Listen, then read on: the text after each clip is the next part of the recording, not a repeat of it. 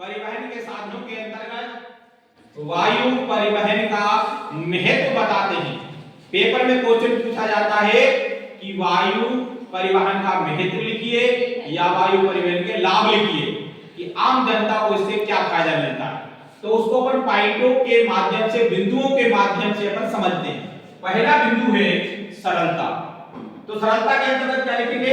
वायु परिवहन के माध्यम से लोगों और वस्तुओं को एक स्थान से दूसरे स्थान तक पहुंचाने में बहुत आसानी होती है, सरलता होती है, सरलता से अपन पहुंचा सकते हैं।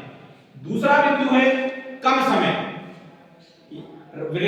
वायु परिवहन के माध्यम से लोगों और वस्तुओं को एक स्थान से दूसरे स्थान तक पहुंचाने में बहुत कम समय लगता है, क्योंकि हवाई यात्रा कोई व्यक्ति करता है तो वो अतिशीघ्र अपने स्थान पर जल्दी पहुंच जाता है, क्योंकि अगर वो सड़क के माध्यम से जाएगा या रेल के माध्यम से उसको ज्यादा समय लगेगा।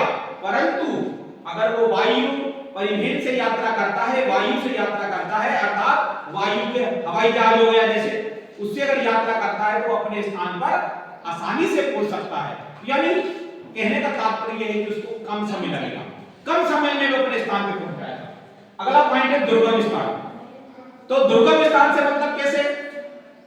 जैसे कहीं पर बाढ़ आती है, भूकंप आता है, सुनामी आती है या कोई भी प्राकृतिक आपदा आती है, किसी भी प्रकार की कोई प्राकृतिक आपदा आती है, उस प्राकृतिक आपदाओं पर जाने के लिए वायु परिवहन मदद करता है।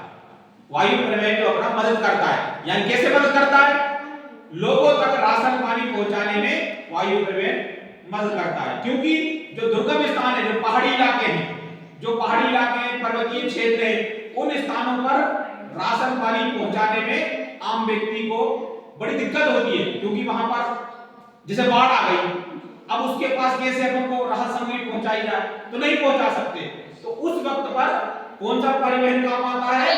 वायु परिवहन काम आता है, क्योंकि हवाई जहाज के माध्यम से उस व्यक्ति तक आसानी से वो राशन पानी पहुंचाया जा सकता है। अब जैसे कोई आपदा में फंस गया है, उस व्यक्ति को उस आपदा से बाहर निकालने के लिए भी वायु परिवहन मदद करती है।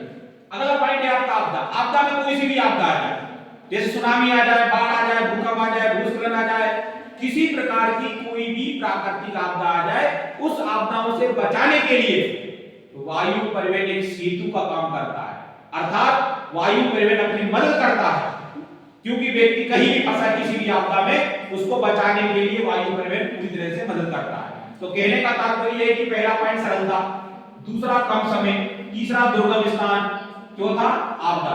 इन पॉइंटों के माध्यम से आसानी से वायु परिवहन का महत्व लिख सकते हैं। आपको महत्व समझ में आया?